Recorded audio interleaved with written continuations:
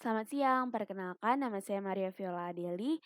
Saya dari kelas 10 IPS 3. Pada hari ini, saya akan menjelaskan mengenai lapisan litosfer, proses vulkanisme, tenaga eksogen dan endogen, serta proses seisme. Litosfer berasal dari bahasa Yunani yaitu litos yang artinya batuan dan sfere yang artinya lapisan. Pengertian litosfer adalah lapisan kerak bumi yang paling luar atau atas yang terdiri atas batuan dengan ketebalan rata-rata 1.200 km. Litosfer adalah lapisan kulit bumi paling luar yang berupa batuan padat. Kerak bumi adalah struktur permukaan bumi yang berfungsi sebagai pembungkus sehingga sering disebut kulit bumi. Lapisan lapisan sial atau sisilium dan aluminium, serta berada di bagian atas dari kerak bumi. Lapisan sima, sisilium dan magnesium, berada di bagian bawah kerak bumi. Lapisan yang berada paling luar di kerak bumi yang bersifat granitis sehingga disebut lapisan granit. Karena materi penyusun lapisan yang dominan berupa batuan granit. Lapisan yang bersifat basaltis sehingga disebut lapisan basaltis. Hal itu karena materi penyusun lapisan yang dominan berupa materi basalt bersifat basa. Kerak samudra.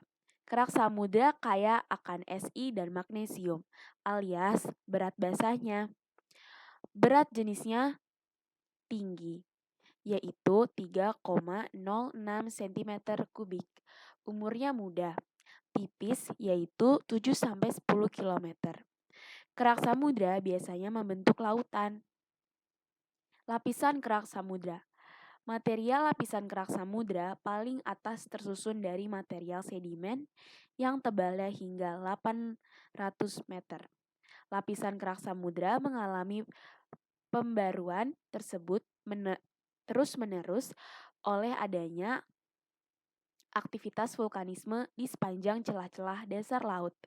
Unsur dari kerak samudra termasuk muda, yaitu 200 juta tahun dibanding umur kerak benua yang berumur 3,8 miliar tahun. Rata-rata berada pada 3.800 meter di bawah laut. Kerak benua.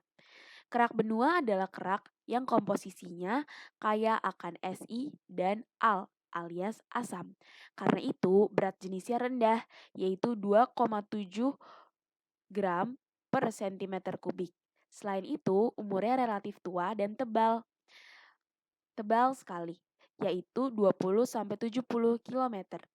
Kerak benua, sesuai namanya, biasanya membentuk daratan. Lapisan kerak benua. Material lapisan kerak benua pada lapisan atas berupa batuan granit ringan. Material lapisan kerak benua pada lapisan bawah berupa batuan basalt yang lebih rapat. Lapisan kerak benua tersusun pada zaman Prekambium rata-rata berada di 850 meter di atas permukaan laut.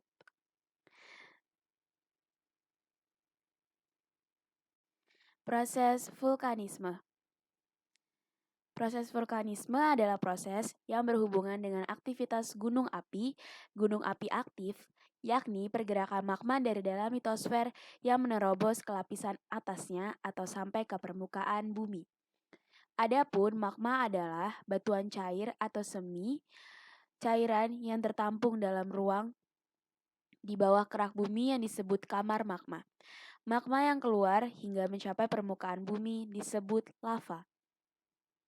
Instruksi magma adalah proses penerobosan magma melalui retakan dan celah pada lapisan batuan litosfer yang tidak sampai ke permukaan bumi. Berikut merupakan gambar instruksi magma. Ekstruksi magma. Pergerakan magma dari perut bumi sampai ke permukaan bumi. Biasanya dapat terlihat pada letusan gunung api atau erupsi. Magma yang mencapai permukaan bumi disebut lava.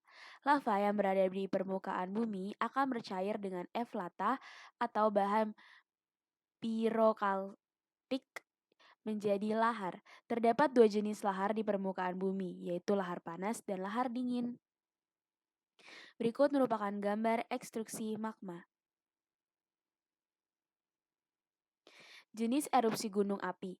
Berdasarkan sifat dan kekuatannya, ada erupsi eksplosif, yaitu erupsi berupa ledakan yang mengeluarkan benda-benda padat seperti bom, lapilli, krilik, dan debu vulkanik. Terjadi karena dapur magma dalam dan gasnya bersifat asam. Erupsi efusif, yaitu erupsi berupa lelehan lava yang keluar melalui rekahan-rekahan gunung api. Berdasarkan lubang kepundan, erupsi linear, keluarnya lava dari celah-celah atau rekahan batuan. Erupsi areal, ledakan yang terjadi karena letak magma dekat dengan permukaan bumi. Erupsi sentral, keluarnya magma melalui lubang berbentuk gunung di permukaan bumi. Tenaga eksogen dan tenaga endogen. Tenaga endogen.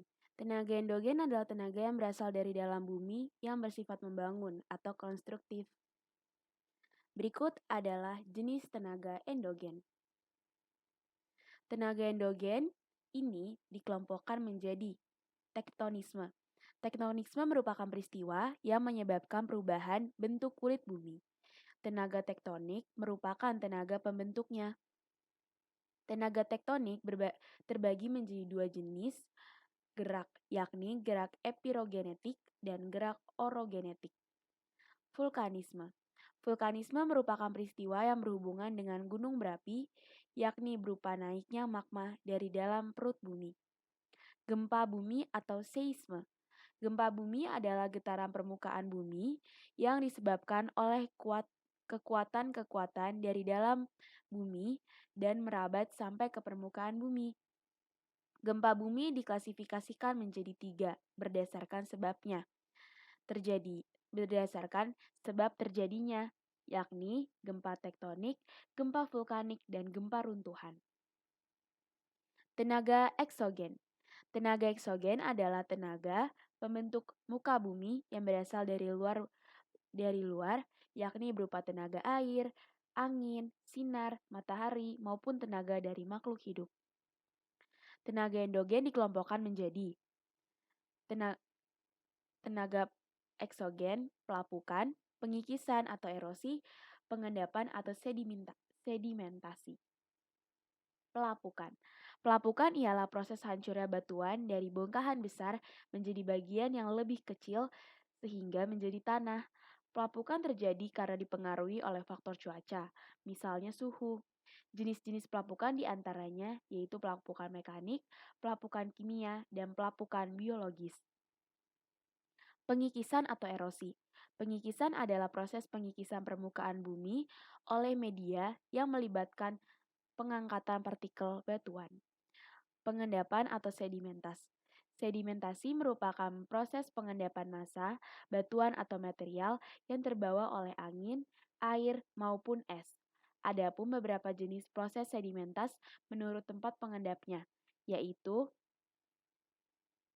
yaitu sedimentasi fluvial dan marine. Amblesan atau amblesan merupakan perpindahan material atau pergeseran tanah secara vertikal dan perlahan ke arah bawah tanpa adanya permukaan bebas. Penyebab tanah amblesan ini diantaranya adalah hujan yang deras yang menimpa tanah yang kurang padat. Proses seisme. Gempa bumi adalah peristiwa bergesernya lapisan bumi akibat adanya pergerakan lapisan kulit bumi atau lempeng bumi yang disebabkan tenaga dari dalam bumi. Berdasarkan faktor penyebab ya, gempa bumi dibedakan menjadi gempa tektonik, gempa vulkanik, dan gempa terban atau runtuhan. Alat yang digunakan untuk mencatat getaran gempa disebut seismograf. Jenis-jenis gempa. Gempa tektonik, yaitu gempa yang terjadi karena pergeseran lempeng tektonik yang berupa lapisan kulit bumi. Sebagian besar gempa yang terjadi di bumi merupakan gempa tektonik dan paling berbahaya. Contohnya gempa tektonik di Aceh, daerah istimewa Yogyakarta, Jawa Tengah, dan Pengandraan. Pergerakan kulit bumi yang sering terjadi di Indonesia ada di bagian barat Sumatera, Sumatera Selatan, dan Pulau Jawa hingga timur. Jalur wilayah ini merupakan jalur yang rawan dengan gempa bumi.